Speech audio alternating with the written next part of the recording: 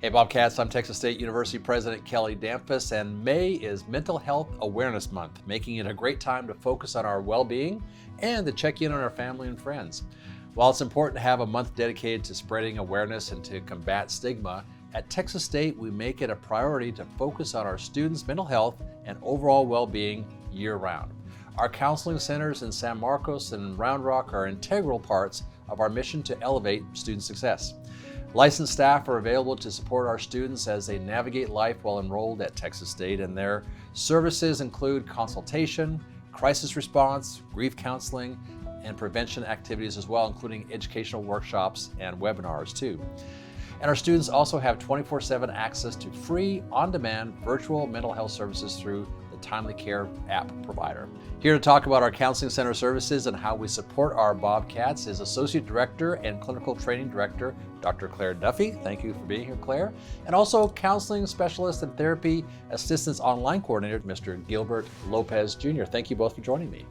Yeah. So tell me a little bit about yourself. Where'd you come from and how long you been here, Claire? Well, I come from Austin originally. I did my undergrad at University of Texas at Austin, did a master's at Sam Houston State University, and then I did my PhD at Texas A&M, so I was confused about UT and Austin, but ended up at Texas State University almost 12 years ago, 11 and a half years ago. So I've been here for a little while now, and this actually is my favorite university I've been at. So. Me too. I actually went to Sam Houston and to A&M both, and so we have that in common. So Gilbert, how about you? What's your background?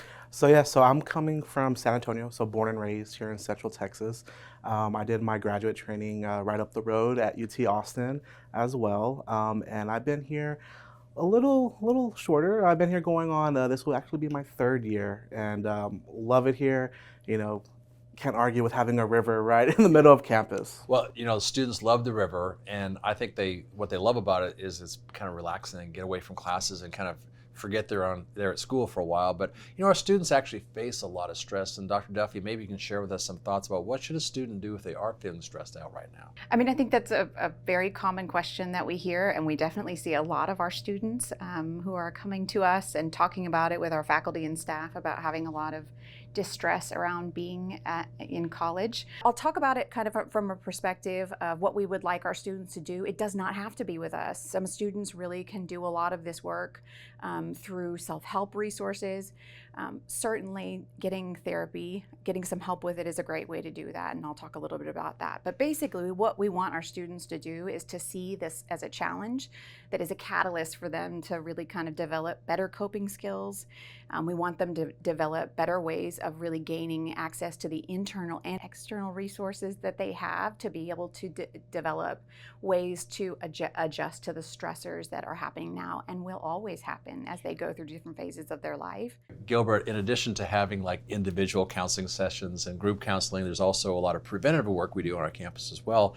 And as you say, instead of just responding all the time, actually helping develop people so they're ready to handle the stress that's in front of them. So can you tell us a little bit about the important role that preventative work happens here at the counseling center?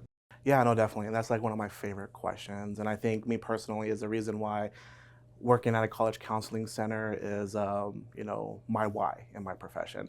Because with our educational prevention outreach, so EPO for short, we have a dedicated team to really meet the students where they're at. Right, and so we have to honor and acknowledge that, everybody's not ready for counseling or therapy, right? And so our EPO team, we're really tasked with thinking of innovative new ways of how to reach the student.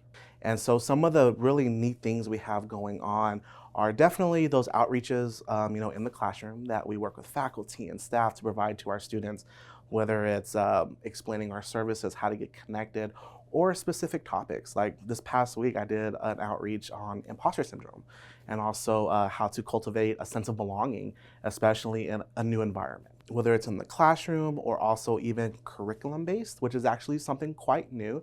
So this past year or so, we've actually implemented 2 initiatives. One is our Mindfulness NowCats initiative, which is curriculum-based, and what we provide is 4 classes to students that is not in a clinical setting, but more in a classroom setting. to our students could attend 4 classes and really develop skills and tools to help better manage stress, anxiety, depression, and improve sleep as well. We also provide professional development opportunities as well. And so one of the first things that comes to mind is we have a really good partnership and collaboration with the student residence life office here, where we train RAs yearly on suicide prevention. And we provide a QPR training, which is an evidence-based curriculum to help reduce the stigma, but also have students be in an environment where they feel supported and know where they can locate their resources, so they don't feel like everything's on them. One of the things I love about Texas State is I feel like we have a campus that really cares about the entirety of students. We talk about academic support, financial support, physical safety, and so on, but mental health is a big issue here. Can you talk, Dr. Duffy, a little bit about this idea of culture of caring on our campus? Yeah. Mental health is not just our area. Mental health is everybody's area. We really think of mental health on our campus and in our community at large as not just an interest in an area of ours, but it's an interest in an area of staff and faculty and everyone's. We can't do this alone. I mean, even if we wanted to and we thought we should, there's 40,000 students, so there's no way that we would be able to do that. But what we know is that staff and faculty oftentimes are really what we talk about as sort of the front line with our students. They're the ones that have sort of these built-in relationships with our students. They've developed trust, they have these relationships. Students are oftentimes turning to those people first.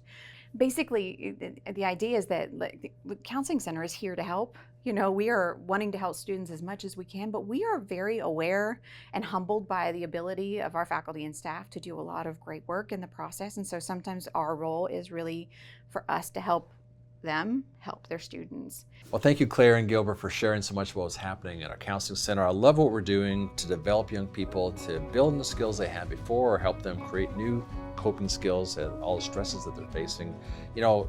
This is a very stressful time of life, transitioning from being a child to now becoming an adult. And they're right in that interstitial period right now, and you all are playing a key role in helping our young people, not just to survive and thrive at Texas State, but for life after Texas State as well, where things will get even more stressful, as experience tells us. And so thank you for everything you do at the Counseling Center to help our students be successful. Until next time, everyone, States up.